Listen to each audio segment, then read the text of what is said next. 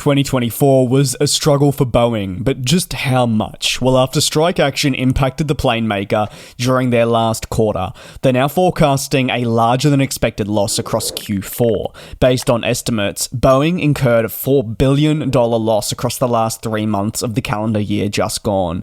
The total losses follow the pre-tax charges of USD 2.8 billion from the commercial airplanes and defense divisions. While strike action played a pivotal role in determining how the financial performance played out, obviously making it far worse, there were numerous other factors that were a theme right across 2024 as to why they struggled. They faced low production levels. That was persistent throughout the entire year, only worsened when strike action took place, as beloved aircraft types were just not being produced, period. And even when strike action concluded, the return to production and deliveries didn't necessarily jump to the rates that were big enough to make a positive dent in the business for, say, the last couple of weeks. It was pretty slow going to end 2024. There were also various charges across business divisions, and this included the commercial airplanes one. The plane maker also highlighted increased costs in its defense, space, and security programs.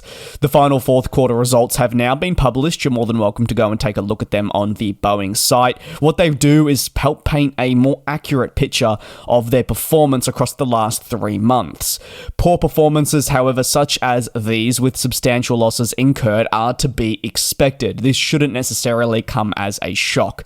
Boeing has continuously mentioned that it is in a poor financial position. Right throughout 2024, it spoke about this. So we also should be wary of these things moving into 2025. While the company will want to make firm improvements, it doesn't mean everything will be rectified in the first quarter. Aircraft such as the 777X have also incurred pre-tax earning charges due to the increased labor costs and the finalization of strike action for contract rectification. Don't forget the ongoing flight testing program, which, might I add, only just recently resumed. That is because before this, it had been suspended after more issues were found on the aircraft that needed to be sorted before flight testing could proceed with. That really a key catalyst as to why Boeing confirmed that first delivery of the 777X will likely not take place until 2026. Now, Boeing needs to find ways to manage the increase in costs that it will incur over the following years, and also find a means to balance its earnings with the rising outgoing expenses.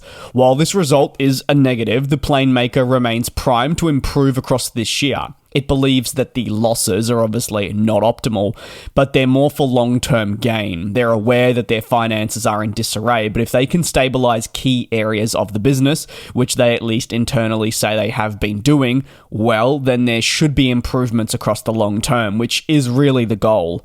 The company highlights that the lower than expected production levels, which have played a massive role also in revenue being at an all-time low, particularly involving the MAX, its most crucial plane from a production standpoint. Producing this plane has been capped for at least the last 12 months.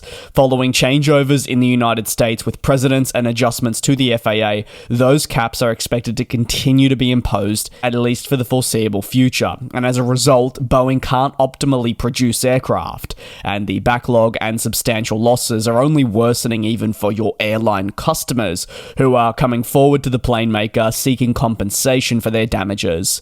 While frustrations are then felt internally at Boeing, like I keep stating, they're not to come as a surprise, considering they've been found to have ignored core safety principles, sped up production to try and meet demand and secure funds, while also producing planes with critical errors. Many would argue they have no one but themselves to blame, so everything is on them to turn around themselves as a business, move forward in a more positive direction, compete with Airbus once again, so we can have a healthy aviation industry, something that we haven't had, it feels like, for quite a while.